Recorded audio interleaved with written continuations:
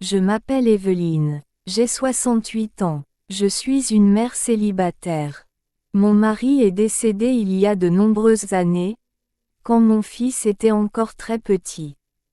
À partir de ce jour, ma vie a changé pour toujours.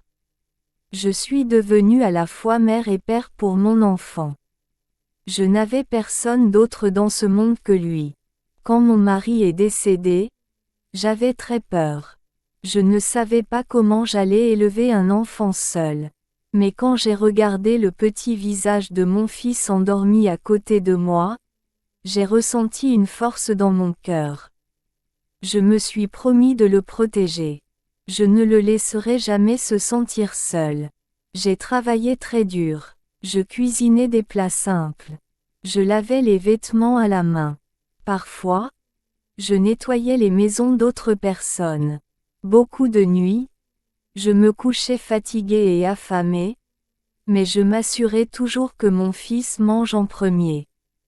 Quand il souriait, ma douleur devenait plus légère. Quand mon fils était petit, il tombait souvent en apprenant à marcher. Chaque fois, il pleurait et tendait la main vers moi. Je tenais ses mains et je disais, « N'aie pas peur. Je suis là. » Quand il était malade, je restais éveillée toute la nuit, touchant son front et priant pour qu'il aille bien. Lentement, année après année, il a grandi. Mes cheveux sont devenus gris. Mon corps est devenu faible. Mais mon amour n'a jamais faibli. Quand mon fils est devenu un homme, il travaillait dans les champs. Chaque soir, j'attendais le son de ses pas. Je cuisinais sa nourriture et je nettoyais la maison. Quand il rentrait fatigué, j'étais heureuse simplement de le voir sain et sauf. Je ne voulais pas d'argent. Je ne voulais pas de confort. Mon fils me suffisait. Un jour, mon fils est venu me voir et a dit, « Maman, je veux me marier. » J'ai souri. « Si cela te rend heureux, » ai-je dit, « alors je suis heureuse aussi. » La peur vivait dans mon cœur, mais je ne l'ai pas montrée. Je savais que ma vie allait changer à nouveau. Quand sa femme est venue vivre dans notre maison, je l'ai accueillie avec gentillesse. Elle était jeune et belle. J'ai dit, « Cette maison est la tienne maintenant. » J'ai essayé de l'aider dans la cuisine et de lui montrer où les choses étaient rangées. Mais après quelques jours, j'ai senti que quelque chose n'allait pas. Elle me parlait avec des mots courts. Elle évitait mon regard.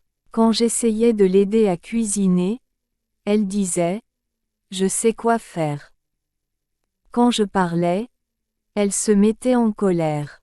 Alors, j'ai peu à peu arrêté de parler. Je me suis dit, « Elle est jeune.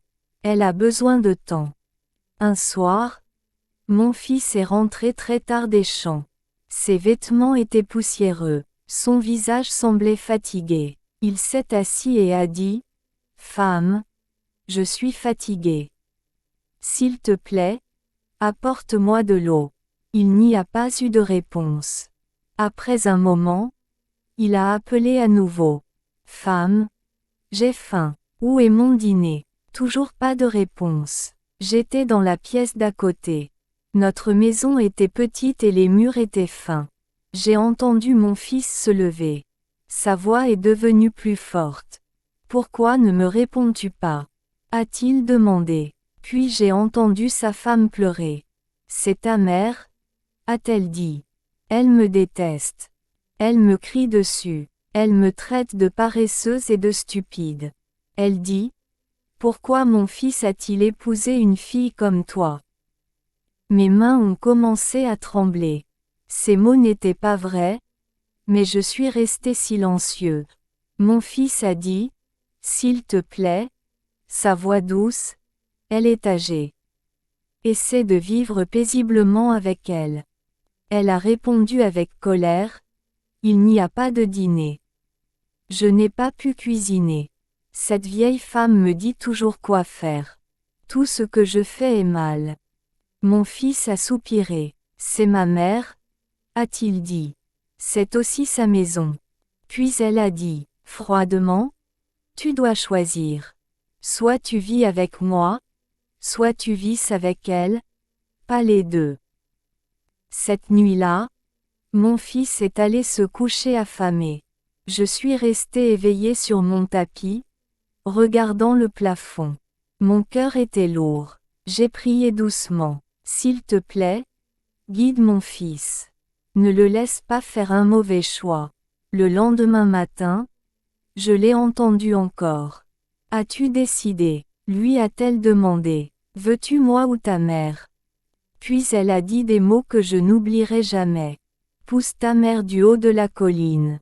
Elle est vieille. Elle mourra bientôt de toute façon. Je suis jeune. Nous pouvons vivre heureux.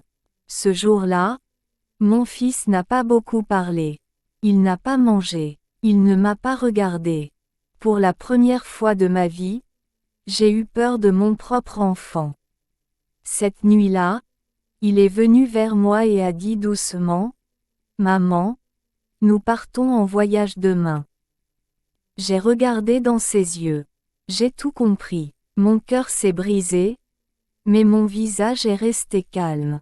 J'ai hoché la tête et j'ai dit, « D'accord, mon fils. » Le lendemain matin, il m'a porté sur son dos. Le chemin vers la colline était rocailleux. L'air était frais. Je n'ai posé aucune question. Alors que nous montions plus haut, sa respiration devenait lourde et ses pas devenaient lents. J'ai regardé autour de moi et j'ai pensé à ma vie.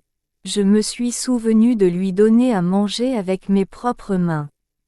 Je me suis souvenu de le tenir quand il pleurait. Je me suis souvenu de le protéger du monde.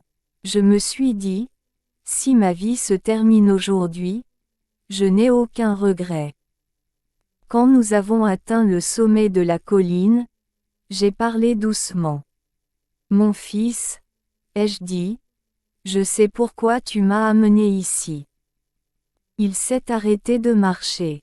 Quand tu me pousseras, ai-je dit doucement, fais attention. Tiens la branche de l'arbre pour ne pas tomber. Il s'est tourné vers moi. Des larmes ont rempli ses yeux.